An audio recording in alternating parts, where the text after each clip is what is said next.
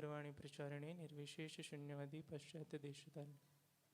हा येते प्रभुपादांच्या एक शिष्या होत्या बॉस्टनमध्ये, गोविंददासी माताजी असं त्यांचं नाव होतं. तर त्या माताजींचं वैशिष्ट्य असं आहे की माताजी गोविंददासी माताजी ह्या एकमेव शिलप्रभुपादांच्या शिष्या आहेत की ज्यांचं नाव स्वतः शिलप्रभुपादांनी त्यांनी लिहिलेल्या पर्पट्समध्ये कुठेतरी अंकित केलं आहे. इतर कोणत्याही शिलप्रभुपादांच्या शिष्यांचं नाव प्रभुपादांनी त्यांच्या पुस्तकामध्ये कुठे लिहिलेलं नाही आहे. पण माताजी असे एकमेव शिष्य आहेत ज्यांचं नाव प्रभुपादांनी स्वतः लिहिलेलं आहे. तर माताजी जवळपास माझ्या वयाच्या असतील तेव्हा शिलप्रभुपादांशी कनेक्ट झाल्या बॉस्टन मंदिरामध्ये. तर इस्कॉनमध्ये येण्यापूर्व माताजी कुकिंग एक्सपर्ट होत्या, शेफ होत्या. त्या विविध वेस्टर्न आयटम्स बनवायच्या. आणि जेव्हा त्या शिलप्रभुपादांच्या आंदोलनात सामील झाल्या तेव्हा प्रभुपाद तिथेच बॉस्टनमध्ये होते. आणि प्रभुपाद असा विचार करत होते की या इथे बॉस्टनमध्ये आज जरी आपण बॉस्टनमध्ये गेलो तर बॉस्टन हा अमेरिकेचा असा भाग आहे की जिथे खूप जास्त धनाढ्य लोक राहतात. म्हणजे आज पण तिथल्या अमेरिकेच्या जी जास्त लक्ष्मी आहे ती म्हणजे काही अशी ठिकाणं आहेत ज्यांच्यामधून ती सर्वात जास्त उत्पन्न निघतं. त्यापैकी एक महत्त्वाचं ठिकाण म्हणून बॉस्टनला ओळखलं जातं आज देखील. तर प्रभुपादांची अशी इच्छा होती की ह्या श्रीमंत लोकांना जर आपण प्रचार केला, यांच्यासाठी जर एक प्रोग्राम केला आणि तो जर कार्यक्रम सक्सेसफुल झाला, त्यांच्या हातामध्ये जर आपली इस्कॉनची पुस्तकं दिसली तर त्यांना फॉलो करणारे, ते मोठे मोठे इंडस्ट्रियलिस्ट होते, त्यांना फॉलो करणारे जी काही सामान्य वर्ग आहे त्यांच्या हातात ही पुस्तकं जाणं अतिशय सोपं होईल. तर प्रभुपाद एक महिना असतो आणि प्रभुपाद त्या कार्यक्रमाचा प्लॅन करत असतात. प्लॅन करत असताना शिलप्रभुपाद माताजींना बोलवतात आणि माताजींना म्हणतात की माझी अशी इच्छा आहे की ह्या कार्यक्रमाचा जो प्रसाद असेल तो प्रसाद तू बनव. आणि माताजी म्हणतात ठीक आहे शिलप्रभुपाद, मी काय बनवू? म्हणजे माताजी म्हणतात मी पेस्ट्रीज बनवू की पिझ्झा बनवू, काय बनवू? तर शिलप्रभुपाद म्हणतात नाही, आपल्याला भारतीय पदार्थ बनवायचे आहेत सगळे. आणि प्रभुपाद म्हणतात की पुरी, पनीरची भाजी, पुलाव आणि गुलाबजाम बनवायचे, जो आज म्हणजे स्टँडर्ड आपला इस्कॉनचा फीस्ट आहे तो एवम परंपरा प्राप्तम, आपल्या परंपरामध्ये शिलप्रभुपादांमध्ये कडून मिळालेला आहे. तर माताजी म्हणतात, त्यांच्या ऑफरिंगमध्ये माताजी सांगतायत की मी पुरी, गुलाबजाम हे शब्दच पहिल्यांदा ऐकले होते, मला माहितीच नव्हतं असे पदार्थ पण अस्तित्वात असतात. तर प्रभुपाद म्हणतात काळजी नको करू, मी तुला स्वतः माझ्या हाताने शिकवेल. तू दररोज माझ्या प्रसादासाठी हेच 4-5 आयटम्स बनवत जा आणि मी तुला त्याच्यावर फीडबॅक देत जाईल की आज काय कमी होतं, काय जास्त होतं. तर स्वतः शिलप्रभुपाद पहिल्या दिवशी माताजींना शिकवतात, पुऱ्या कशा लाटायच्या, कशा तळायच्या, गुलाबजाम कसे करायचे. आणि दररोज माताजी प्रभुपादांना हे आयटम सर्व करत असतात. प्रभुपाद प्रसाद तो ग्रहण करत असतात आणि माताजींना फीडबॅक देत असतात की आज हे जास्त झालं, हे कमी झालं.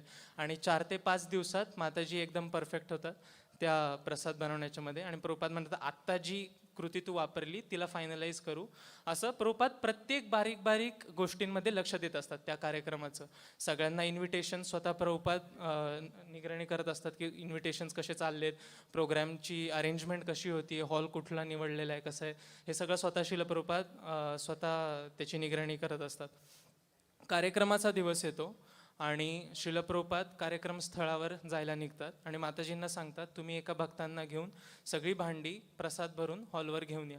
शिलप्रभुपाद जातात आणि मागून माताजी आणि एक भक्त जाऊन प्रसाद तिथे घेऊन ठेवतात. प्रभुपाद स्वतः बघतात, सगळी कार्यक्रमाची तयारी झालेली असते आणि कार्यक्रम चालू व्हायला अजूनही थोडासा वेळ उरलेला असतो. तर प्रभुपाद माताजींना म्हणतात की मी कार्यक्रमाच्या आधीच प्रसाद घेईल, कारण कार्यक्रमाच्या नंतर मग मला तेवढा वेळ सगळ्या लोकांशी चर्चा करता येईल. आणि मागेच एक रूम असते, 2 रूम्स असतात, एका रूममध्ये सगळा प्रसाद ठेवलेला असतो, शेजारच्या रूममध्ये शिलप्रभुपादांचं आसन लावलं जातं, प्रभुपादांना प्लेट वाढली जाते आणि प्रभुपादांना माताजी आतून सर्व करून एक प्रभूजी प्लेट घेऊन प्रभुपादांपर्यंत सर्व करत असतात घेऊन.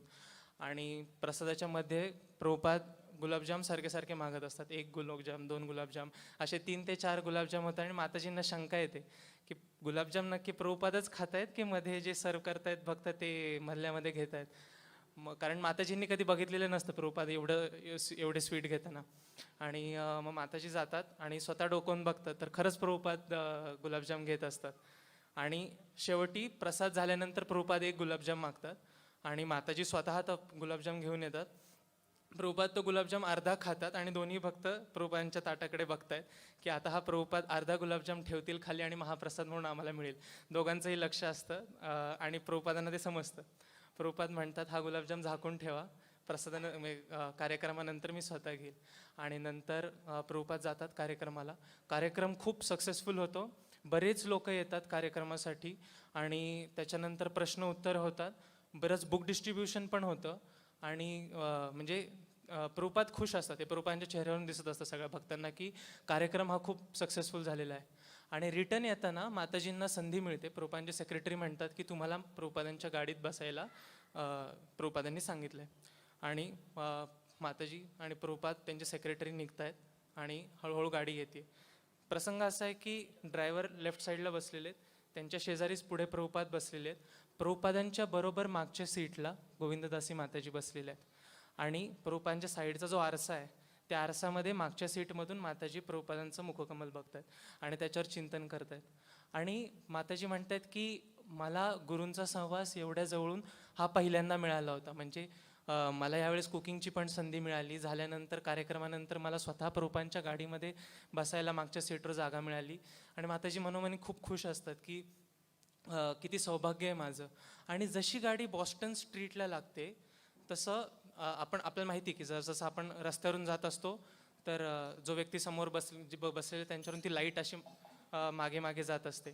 तर माताजींना प्रभुपादांच्या गालावर काहीतरी चमकलेलं दिसतं. माताजी आरशात नीट बघतात तर त्यांना असं दिसतं की प्रभुपादांचे डोळे पाणावलेले आहेत आणि प्रभुपादांच्या गालावर अश्रू आहेत.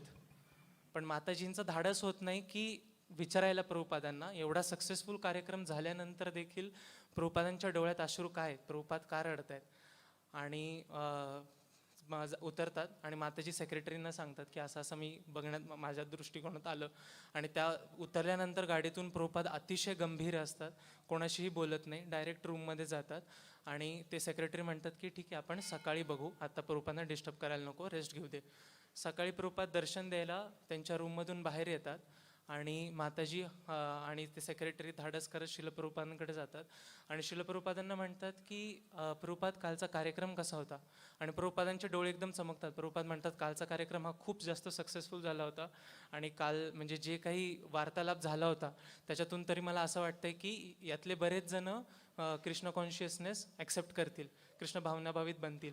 आणि माताजी थोडं धाडस करून विचारतात, म्हणतात की प्रभुपाद जशी गाडी बॉस्टन स्ट्रीटला लागली तसं आम्ही पाहिलं की तुमच्या डोळ्यामध्ये अश्रू आले होते, तर आमच्याकडून काही चूक झाली का ते सांगा ना. तर प्रभुपाद मोठा श्वास घेतात, गंभीर होतात आणि प्रभुपाद म्हणतात की जशी गाडी बॉस्टन स्ट्रीटला लागली ना, मी दोन्ही बाजूनी रस्त्याच्या बघितलं, मला तिथे एवढी गरिबी दिसली म्हणून ती गरिबी बघून माझ्या डोळ्यात पाणी आलं. वास्तविक पाहता बॉस्टन स्ट्रीट हा तिथला म्हणजे खूप जास्त धनाढ्य लोक तिथे राहतात. हे जे सगळे इंडस्ट्रियलिस्ट त्या प्रोग्रामला आले होते, बहुतांश लोक तिथे राहत होते. अशा मोठ्या मोठ्या स्कायस्क्रेपर्स, मोठे मोठे बंगले आहेत तिथे. तर हे माताजी शंका प्रस्तुत करतात प्रभुपादांना की प्रभुपाद आम्ही समजलो नाही, इथे तर सगळ्यात जास्त धनाढ्य, सगळ्यात जास्त श्रीमंत लोक अमेरिकेतली इथे राहतात आणि तुम्ही म्हणताय की गरिबी बघावली नाही. तर शिलप्रभुपाद अजून गंभीर होऊन म्हणतात की ही लोक एवढी गरीब आहेत, एवढी गरीब आहेत की यांच्याकडे केवळ पैसा आहे, यांच्याकडे कृष्णप्रेम नाही आहे. आणि हे कृष्णप्रेम द्यायला मी त्यांच्याकडे आलेलो आहे आणि मी भगवंतांकडून कळवळीने प्रार्थना करतोय की कधी मी यांच्यापर्यंत ही कृष्ण भावना पोहोचवेल.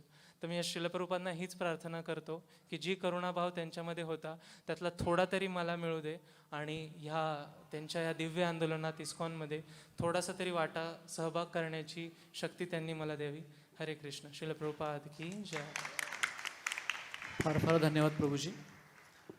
शिलप्रभुपादां